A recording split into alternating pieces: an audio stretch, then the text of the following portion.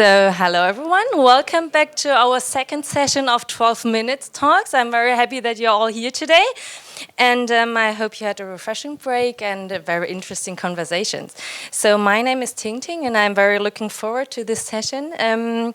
So as you all know, in the last decade, like artificial intelligence has gone from a science fiction kind of dream into a very realistic part of everyone's daily life.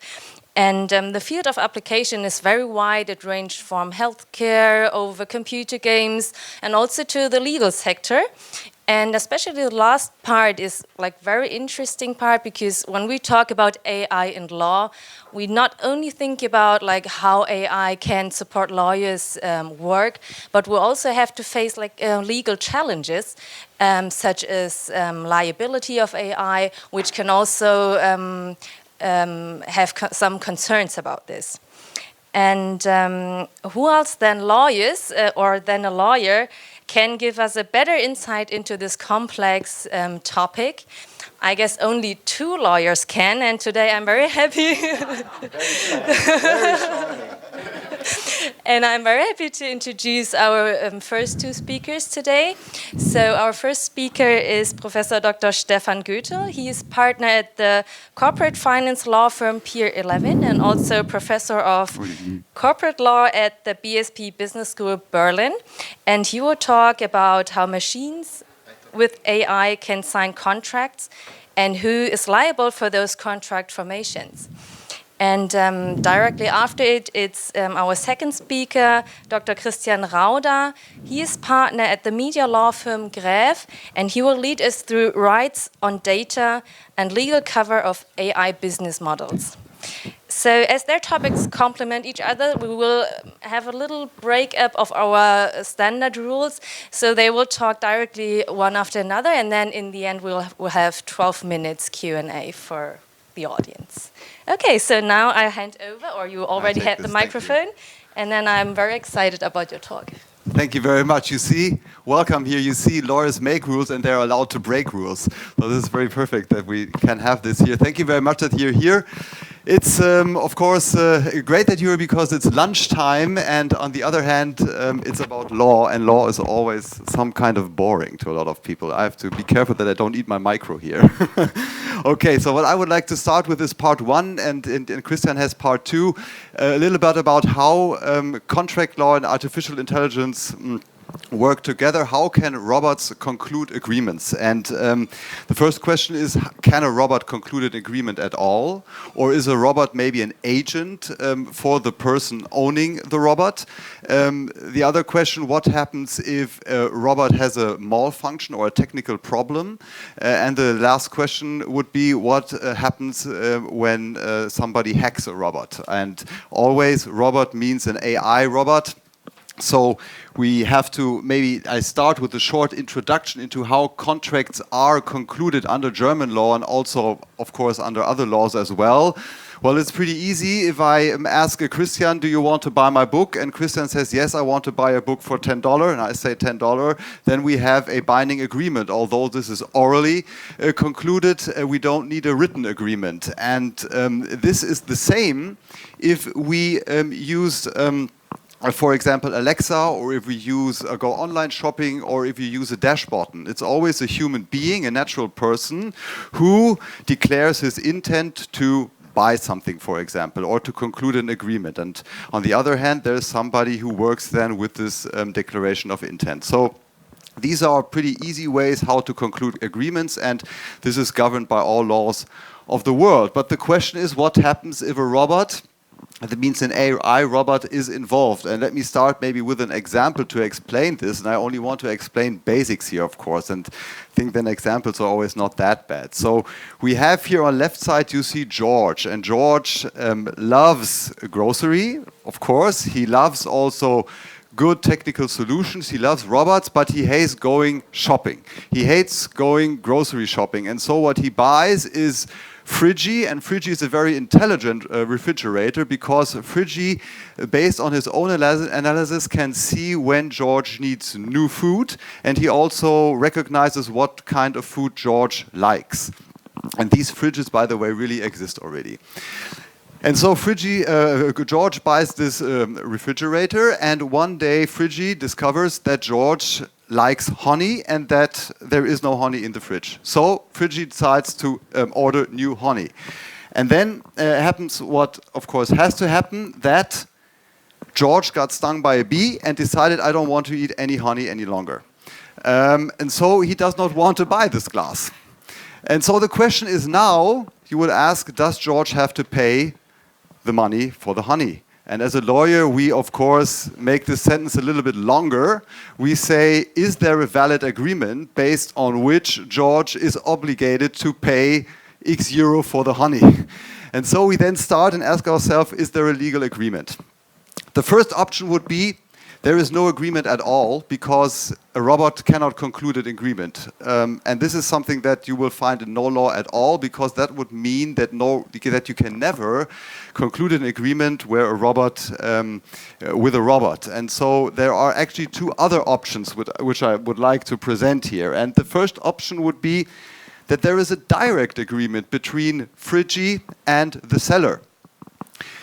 This would mean, of course, if there's a direct agreement between these two, that Friggy has an own legal personality, that Friggy is in a position to conclude agreements, and that also Friggy maybe is in a position to pay debts that are due. And this sounds kind of weird, of course, but on the other hand, we know that corporations can have a legal personality which is distinct from its shareholders. And this is something that has evolved. Now it's a model that is 120 or 130 years old, but it's also kind of weird that a corporation can conclude an agreement and no human being is ever liable for the debt. So in some Arabic countries you can find this, and as I learned too, in Estonia they are currently discussing whether this is possible or not. But in Germany it is not possible, so this is not the right solution. There is no direct agreement between them. So what next? The next idea would be that maybe Friggy acted as an agent for George. So persons don't have to, or human beings don't have to conclude agreements by themselves. They can always use agents. And so the idea is, maybe can Friggy act as a kind of agent? And this, by the way, is really acknowledged or recognized, although Friggy is, of course, no legal person. But Friggy can act here as an agent and can conclude an agreement. And if we accept this, the next question is, well, George did not want to have this honey. So Friggy did something that George obviously did not want. But under German law, as long as the agent does not exceed the boundaries given to him by the principal, the agreements are valid. And here, George allowed Friggy to buy or order groceries on its own analysis, based on its own analysis. And so Friggy did not exceed the boundaries, and therefore the agreement is valid. So George will have to pay the purchase price or the price for the honey. But what happens in case of an error? What happens if, based on a technical malfunction or an error, Friggy orders 10,000 glasses of honey? What happens then? Well, again, Friggy is an agent, but now Friggy exceeded the boundaries given to him by George, because George never wanted to have 10,000 glasses of honey, of course. And under German law, and other laws will be pretty much the same, it is that in this case the principal can decide whether it wants to fulfill this agreement or not. So George can decide, do I want to have this agreement or not? And if George says, I don't want to have this agreement, then the third party, that means in our case now the seller, can decide whether it wants to have an agreement with the agent or whether it wants to claim damages against the agent. So in our case, poor Friggy would be the person to claim damages against. This, of course, is a problem because Friggy has no legal personality. Friggy has no money. Friggy cannot enter into an agreement, so therefore Friggy cannot be liable for anything. So what the German law says in this case is that if you use a robot, you will always be liable as a principal, and Friggy is your agent, you will always be liable and you will always have a valid agreement between yourself and the third party. Next scenario is hacking. What happens if there is a hacking? who is liable then if you, based on a hacking, Frigi orders 10,000 glasses? Well, this is pretty easy if we know who the hacker is, because in this case the hacker will be liable. But in most cases, of course, we do not know who the hacker is. And again, the question is, who will then be liable? And you can compare the situation with a blank check that you give to somebody. You always have the risk that somebody fills in another number than you want to be filled in. And the same is here too.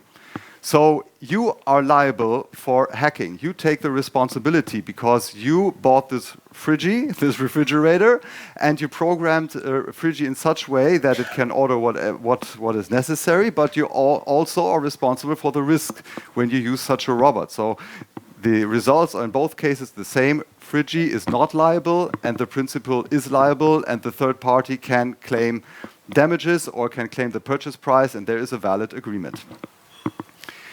So then maybe to put it in a nutshell, or maybe to ask what can we do against that, you can enter an agreement which you negotiate with the other party. This of course is not possible if you enter as a normal customer into an agreement with Amazon. Amazon has general terms and conditions, and I learned this morning from Christian when he was in a panel discussion that he reads the general terms and conditions when he rents a car in Mallorca. But no normal person except for Christian would read general terms and conditions. And you can't, by the way, you can't negotiate them. Even if you read them, you cannot amend them.